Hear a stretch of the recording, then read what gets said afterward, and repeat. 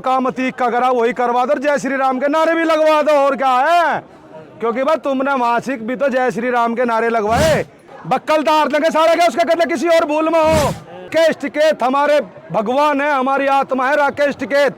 अगर राकेश टिकैत के नाम पे एक भी बात बोलने का प्रयास किया ना उसने, बक्कल तार देंगे, भुसके कोठे में बंद करके गोला लाठी देंगे, इतने संटे मारेंगे साले के, दिमाग ठीक कर देंगे उसका, हम कहते किसी और भूल में हो। गोल गए सुन ले सरकार, वे 5 लाख ट्रैक्टर भी यही है, 25 लाख किसान भी यही है।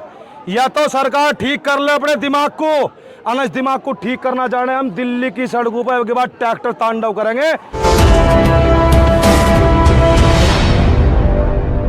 मैं तो यह कह रहा सरकार को, अतीक भी सांसद था, अजू भी सांसद है, ठोक क्यों ना देते। इनके पिछवाड़े में गुना है इतना सरकार के राज है इसके दौरे।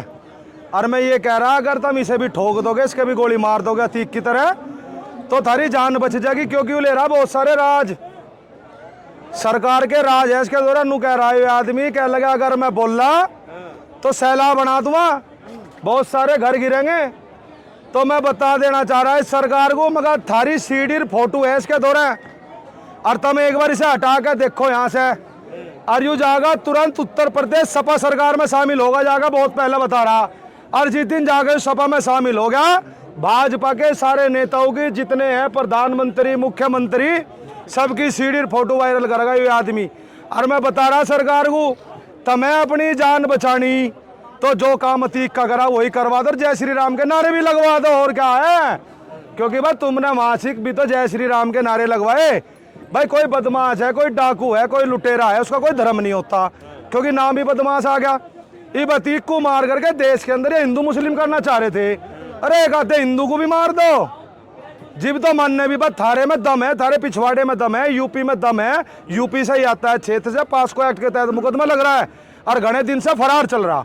अगर मानोगे तो फरारी तो है, तो इसका मरवाई हो गोली और इसका करवा दो अंत। जब मानने हम तो सरकार काम कर रही है, देश के अंदर शासन प्रशासन अच्छा काम कर रहा है, जिस दिन इसका गोली लगेगी जब मानेंगे।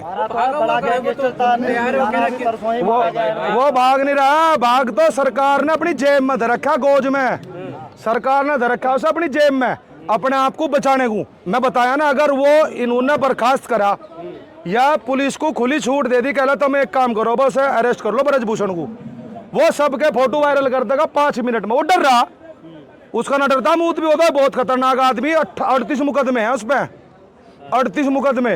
और जब भी खड़ा होकर क्या कह रहा है टीवी पे बैठ के, नू कह मेरा कौन क्या बिगाड़ लगा, नू कह रहा लल्लन टॉप पे जाकर कह लगा मैं राइफल उठा करके तुरंत मर्डर कर दिया। अब जब जौन सा आदमी टीवी के सामने कबूल कर रहा हो अकबर मैंने मर्डर कर रखा, और यह सरकार बिल्कुल कान पे जू ही नहीं रेंग रही, आकर कान बंद करके बंद बैठी। देश का प्रधानमंत्री के मुंह पे टेप लगी हुई है कारपोरेट की, हाथ तुम हथकड़ी है, कुछ न कुछ राज है। 100 बार मन की बात करी इस प्रधानमंत्री ने, और एक बार भी पहलवान नुकरी किसानों की बात नहीं करी।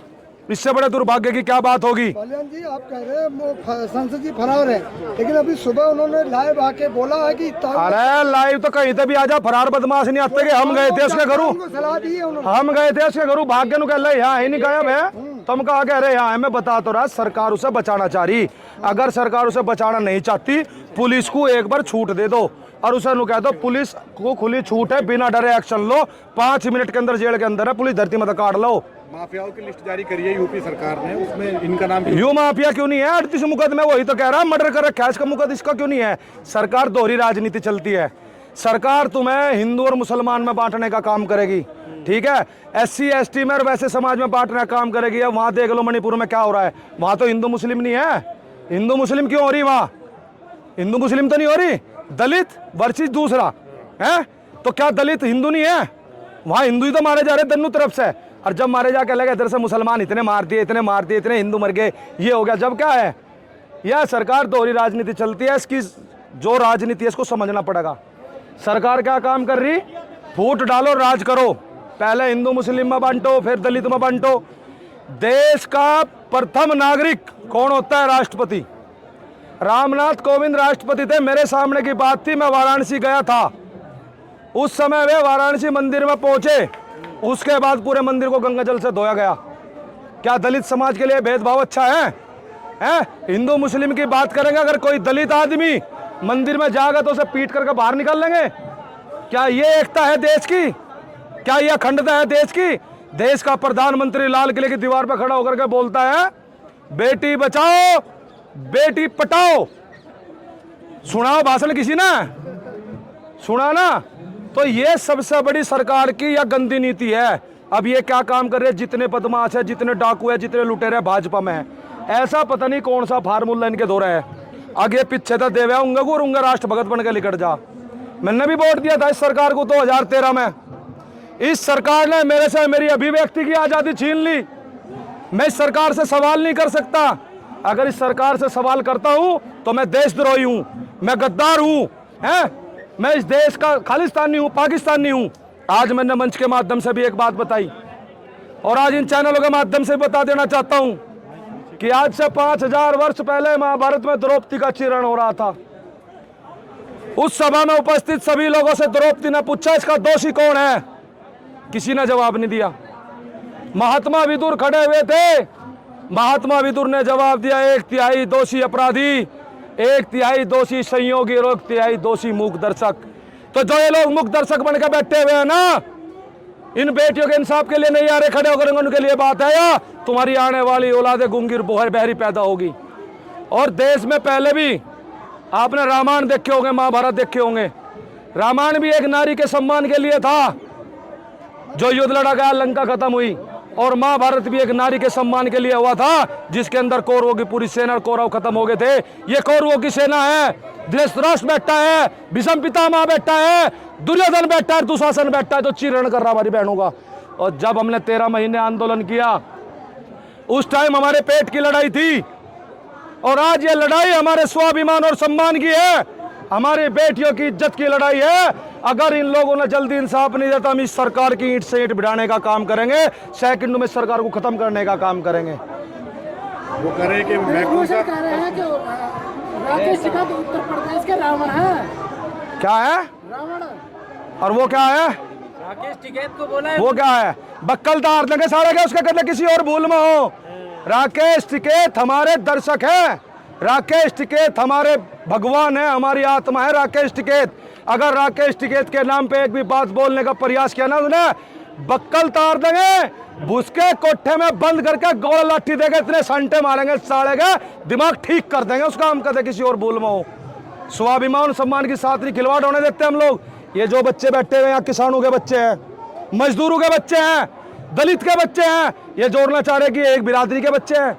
यह सरकार की नीति है, फूट डालो राज करो। यही तो सांसद जी कह रहे हैं, चाचा और ताऊ जो है माहौल खराब कर रहे हैं। चाचा ताऊ ने माहौल बचा रखा है, लोग सुरक्षित नहीं है, नहीं तो कान खोल गए सुन ले सरकार। वे 5 लाख ट्रैक्टर भी यही है, 25 लाख किसान भी यही है। या तो सरकार ठीक कर ले अपने दिमाग को, अनस दिमाग को ठीक करना जाने हम दिल्ली की सड़कों पर के बाद ट्रैक्टर तांडव करेंगे।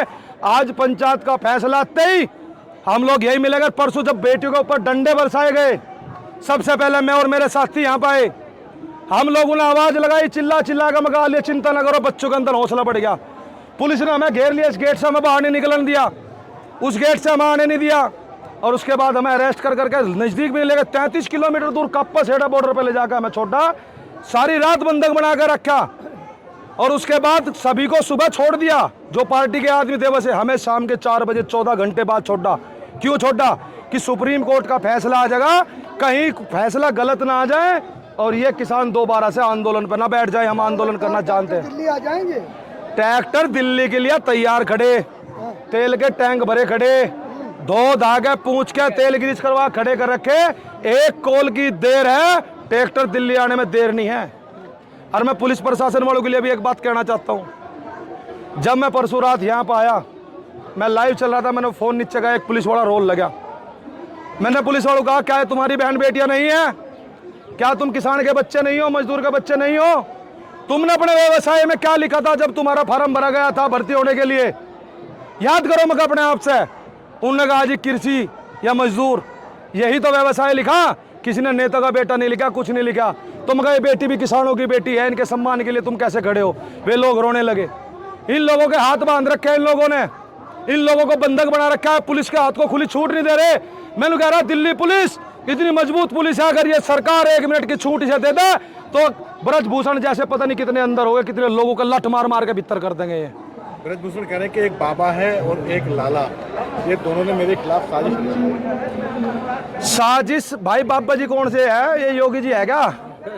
नाम नहीं पता। रामदेव की बात कर। अरे लाला रामदेव है वो, तो उसकी नहीं कह रहा मैं, उन्होंने तो मुझे पता है ये कहाँ बोल रहे और वो कहाँ बोल रहा।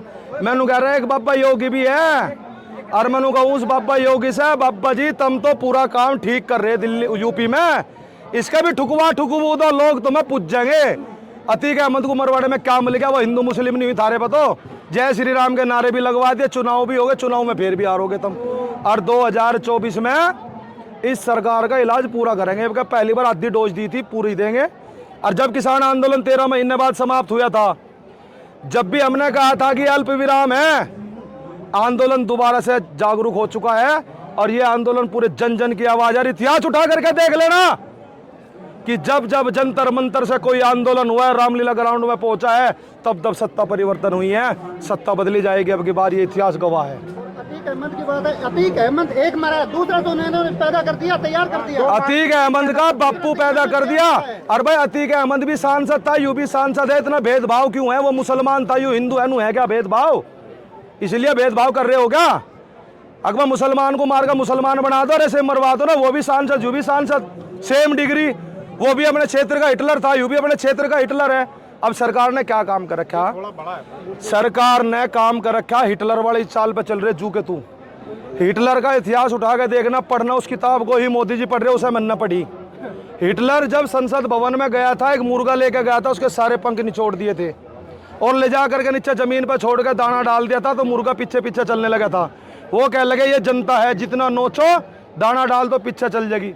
तभी तो देश का प्रधानमंत्री क्या, देश के 80 करोड़ लोगों को हम राशन दे रहे हैं। अरे प्रधानमंत्री जी ने राशन नहीं चाहता, इन लोगों को रोजगार चाहिए, रोजगार, किसानों को अपने फसलों के भाव चाहिए, और जो यहाँ बेटियां बैठी है इनको इंसाफ चाहिए। इंसाफ पर मैं कह रहा हूँ, ये देश की जानी मानी लड़कियां हैं जो गोल्ड मेडल लेकर के आई है, देश का तिरंगा विदेश में फहराया है, और ये अपने इंसाफ के लिए इतना संघर्ष लड़ रही है, तो देश की दलित बेटियां और बाकी बेटियों का क्या हाल होगा इस देश के अंदर, जिनकी आवाजें गांव के गांव, घर के घर में दफन कर दी जाती है। ये सोचने की बात है। मेरा देश का दुर्भाग्य है, नाम दे दिया बेटी बचाओ बेटी पढ़ाओ। अरे क्यों तुम्हें शर्म नहीं आती? इन बेटियों को इंसाफ दो। अगर इंसाफ देने की हिम्मत नहीं है तो 5 मिनट के लिए हमें प्रशासन की अनुमति दे दो, हम आज ही इलाज कर देंगे इनका।